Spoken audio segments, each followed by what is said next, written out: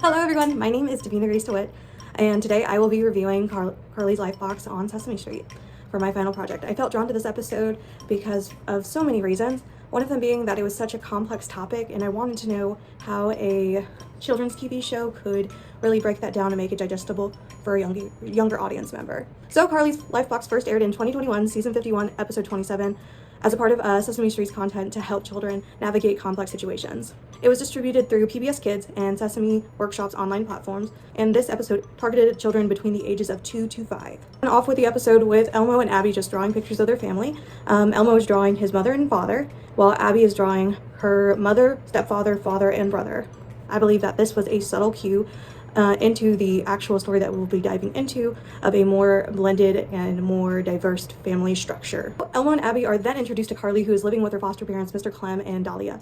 Clem and Dahlia explain that they are Karli's for now parents and that Karli's mother is currently going through a difficult time. They reassure Karli that her mother just needs some grown-up help before she can take care of Karli again. This scene in particular really struck a chord with me because I was like, oh my goodness, by saying for now parents, it made it very digestible for a child to understand what a foster parent is and what they are there for. After that interaction, Elmo invited Karli to draw with them, and Karli gladly accepts, while Clem and Dahlia go to Hopper's to get a milkshake. Karli draws her mother and is very excited about it and wants to give it to her.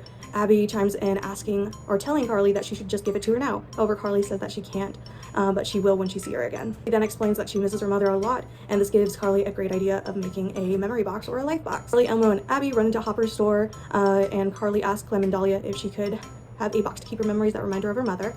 Clem and Dahlia are incredibly supportive of this and help her find the box. Later, Karli, Elmo, and Abby create their own life boxes, each sharing special memories and explaining why they chose those specific items. Sesame Street is divided into two sections: the main story, like Karli's life box, and the other half, which is the more typical Sesame Street episode with the letter or number of the day, Cookie Monster's daily meals, and live footage. However, after Karli's life box segment, it went more into like different families, showcasing blended families, two parents, multi-generational households, reinforcing the importance of family diversity and the support systems. The two scholarly studies I chose for my presentation are Positive Effects of Television on Children's Social Interactions and Meta-Analysis, and the second one is G is for Growing, 30 Years of Research on Children and Sesame Street. Educational children's television can profoundly impact social and emotional learning. Kids copy what they see on TV, especially if it's happening in their day-to-day lives.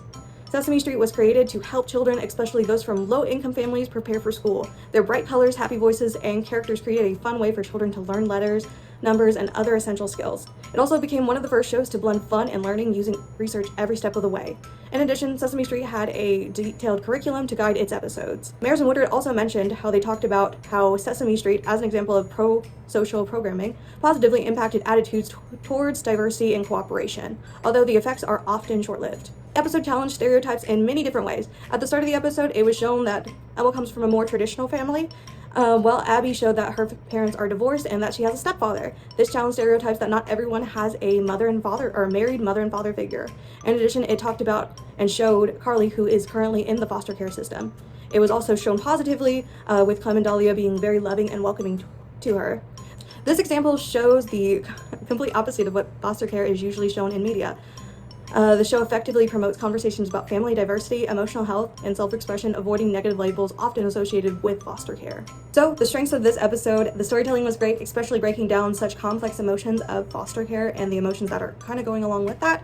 The life box was also a cool activity that gave younger viewers to have an activity to think about and express themselves in a very healthy way. It also showed how people can be supportive of somebody in foster care or a difficult situation like that, with showing an example of like Elmo and Abby helping and supporting Karli in her time. Some potential improvements: having more ways Abby and Elmo could have supported Karli, and another one would be putting more diverse family dynamics like same-sex parents, single parents, and possibly even older parents as well. Karli's Life Box is a powerful, well-crafted episode that offers valuable life lessons on emotional expression and foster care for younger audience members. Its thoughtful storytelling makes it a highly effective resource for families and educators. So, thank you for watching my review. I hope this has been informative. Thank you.